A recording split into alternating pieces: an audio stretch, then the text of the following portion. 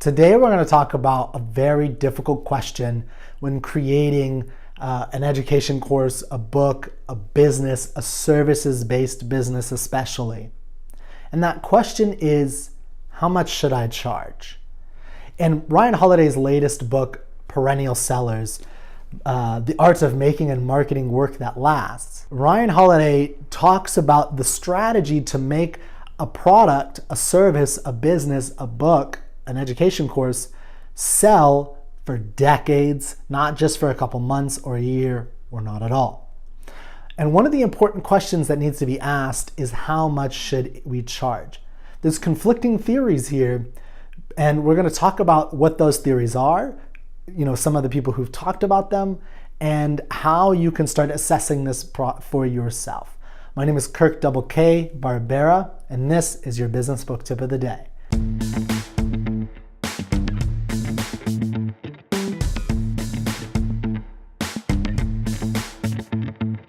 So before we get into the price question specifically, I want to tell a couple quick stories that I think will help you understand this question. And these are real life stories from actual businesses and services. In 1986, there was a young academic named Ed Catmull who was starting his own, or was co-founding his own business. They made a very nice supercomputer that did imaging process, mostly to enhance the images and the films of that day. It was so powerful, and they had no idea how to price this product. I mean, they had a cost, and he knew exactly how much that cost, of course, but he also wanted to grow the company and move on, so he had no idea. Now, at this time, he was in Silicon Valley. He had already worked for George Lucas for a while, and some of the projects that Lucasfilms was doing, and he knew a lot of people within Silicon Valley. So what Ed Catmull did was he pulled out his Rolodex and he started calling people, like the CEO and president of Sun Microsystems, for instance. And he asked the question simply, how much should I charge for this? And he got the answer that you probably have heard today. Whether you're writing a book, whether you're developing a software program, it doesn't matter. You've probably heard this advice before. And the advice is to price it high, because you could always come down, right? You've heard that logic before. Price it high, you could always come down. So Ed Catmull said, okay, he put out his numbers and he figured out, okay, this is the cost, this is what I want to make, and let me charge a little bit on top of that. So he charged for this supercomputer. Now, this was 1986, but it was still by far the best of its class. Anybody who used it was like blown away. He was trying to sell to major film companies, right? So he charged $122,000. Disaster struck. He couldn't sell the product. It almost bankrupted the company, which you might know was Pixar. And what he did next was lower the price, right? That was the advice. Guess what? Didn't matter. In people's mind, because he had marketed that product, he had tried to sell that product for $122,000, even if he lowered it to 100, to 90, to 80, in people's mind, it now held as a great supercomputer, an amazing product, a bit overpriced, or way overpriced. So the perception was there. He had screwed himself. It was over, done, end of discussion. So there's a danger that we don't hear often when you just hear the advice, price high, is that if you're successful, for instance, in getting the word out there about your product and people start hearing the price, once the emotion is stuck in their head, great product, too expensive, you're done. You got to start over. It's very difficult to fight against that. And I wanted to bring this book up here by Dan Kennedy. Dan Kennedy is a marketer. I'm not a big fan. I mean, he's got a lot of great stuff in there. One of the things he always tells people is to price your product super high. Price high, price high, price high.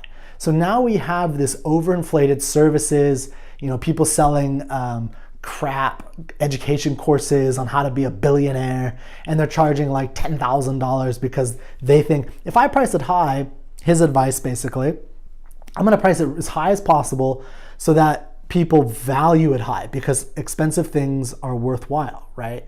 So a lot of people have done that. That worked for the first 10 or 20 people or 100 people, but it's really getting old, and nobody wants to buy $10,000 for your stupid mastermind or whatever education course you're doing. So what the advice of price high works in a priced low economy or field. So if you're in a field where everyone's charging $3.99 or whatever, and you charge $40, and people are going to think, well, why is that so much more expensive? It might stick out.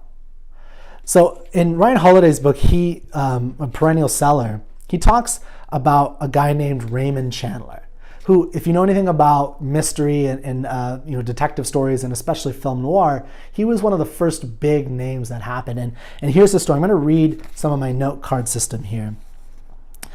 So one of the reasons, and this comes from the book, by the way, one of the reasons that Raymond Chandler is considered the quintessential noir author is because he embraced the paperback, which other authors and publishers feared would be the death of the industry.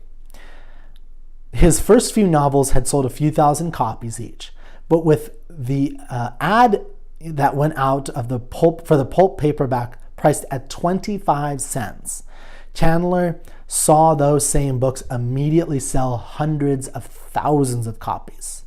Some 3,000, for his, some, I think it was around 300,000 for his first novel, The Big Sleep, which became a movie with Humphrey Bogart, which is a very trippy movie, by the way. I have no idea what the hell is going on in that movie. I've seen it many times. But it is like fascinating movie and a fascinating story. But the point is, he didn't price it higher than everybody else. He didn't take that advice. He priced it dirt cheap. A dime novel had the view of being this cheap product that nobody would want to buy because books are supposed to be worthwhile and important and expensive. But Raymond Chandler said, you know what? I'm not selling that many books. Let me give it a shot. If you want to get people's attention, Chandler realized, an effective strategy is to be cheaper and easier than the things they're currently buying and using. So if you look at a previous business book tip, I talked about who you're trying to reach. If you know the question, who is this for, very specifically, it makes it much easier for you to know what they spend on similar products because you know who this person is. If you know Mary, who's 37, who just lost her job, may not want to spend $20,000 of the little bit of savings she has left to buy your education product so that she can make more money. But if you can sell her something that's $20 that shows her how to take $50 and turn it into $5,000, hey, that is a no-brainer, and that is a sale that can happen.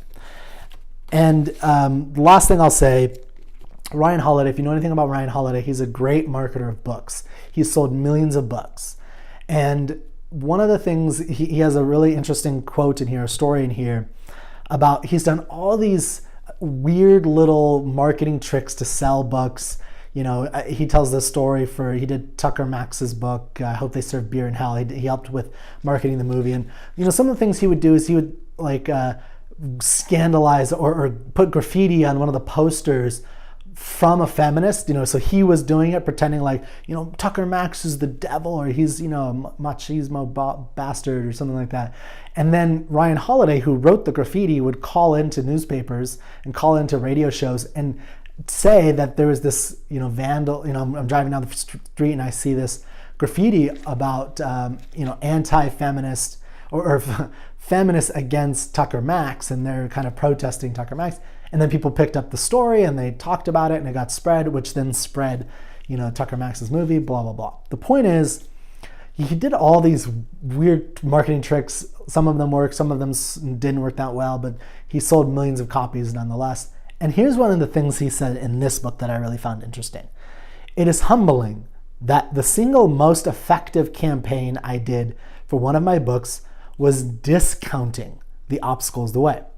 My publisher reduced the price of the ebook from $7.99 to $3.99 and ran a promotion in a newsletter that specializes in cheap ebooks, and his book sales went way up. So the point is, maybe pricing high isn't the best advice. Maybe pricing low isn't the best advice. I know that's not quite the answer you want for the price question, but here's the answer that you need. The answer that you need is the answer to the price question is what is in that your customers, who is this for? Kathy, who just lost her job and was making $80,000 a year. What is she buying that's similar to your product? And how are they priced? And then you can think about, what can I do to price it to her? So maybe to her, you do need to price it at $5,000 so she'll value it, because everything else she's pricing is at $40 or whatever it is.